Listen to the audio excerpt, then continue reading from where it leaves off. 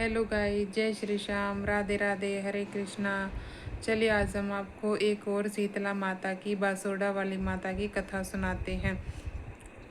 एक गांव में एक राजा के पुत्र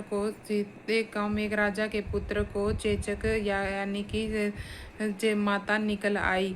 और उधर ही एक कांची पुत्र को भी माता निकल आई। इधर कांची अपने पुत्र का बहुत ध्यान रखता, साफ सफाई का बहुत ध्यान रखता और माँ भगवती की पूजा करता।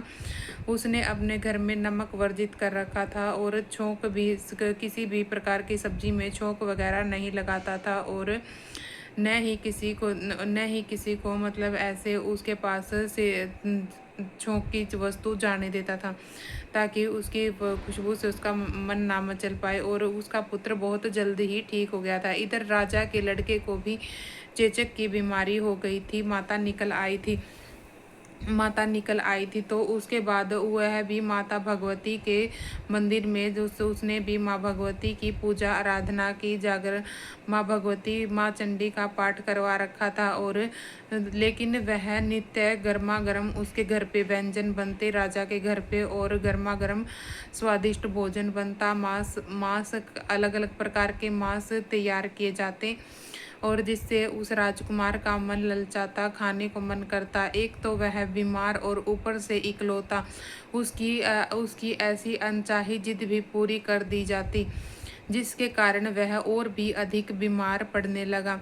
तो राजा के गुप्तचरों ने राजा को सूचना दी कि कांची पुत्र को भी माता निकली थी, लेकिन वह तो बिल्कुल ठीक हो गया।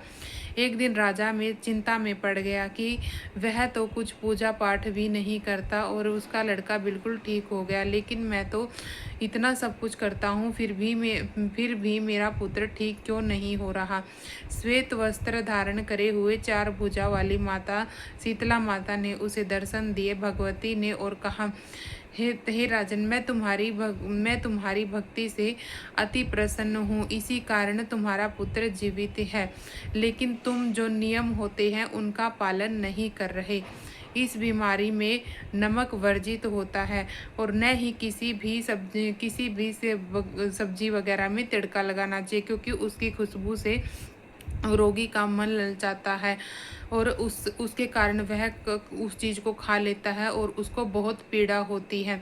और किसी को भी इस रोगी के पास नहीं जाना चाहिए, क्योंकि यह फैलनी बीमारी होती है। कुछ नियमों का ध्यान रखा जाता है, और नमक भी रोगी को नहीं देना चाहिए, जिसके कारण उसके फोड़ों में जलन होती है। तो राजा ने भी उन नियमों का पालन किया, जिसके कारण वह उसका पुत्र बिल्कुल ठीक हो गया। तो हे माता रानी, अपने जिस प्रकार उस राजा पर कृपा दृष्टि बरसाई, जिस प्रकार उस काची पुत्र पर अपनी कृपा दृष्टि बरसाई, वैसे कहते सुनते उंगारा पड़ते सबके घर में अपनी कृपा दृष्टि बनाए रखना, सबकी मनोकामना पूर्ण करना, सबको स्वस्थ और निरोगी काया प्रदान करना। बोलिए शीतला माता की जय। हे शीतला माता, अगर कोई मुझसे भूल हुई हो या कोई कहानी अधूरी रही हो, तो प्लीज़ इसे पूरा करना, और कहते सुनते उंगारा भरते 3 नाम लेते सबकी मनोकामना पूर्ण करना, सबको निरोगी काया प्रदान करना।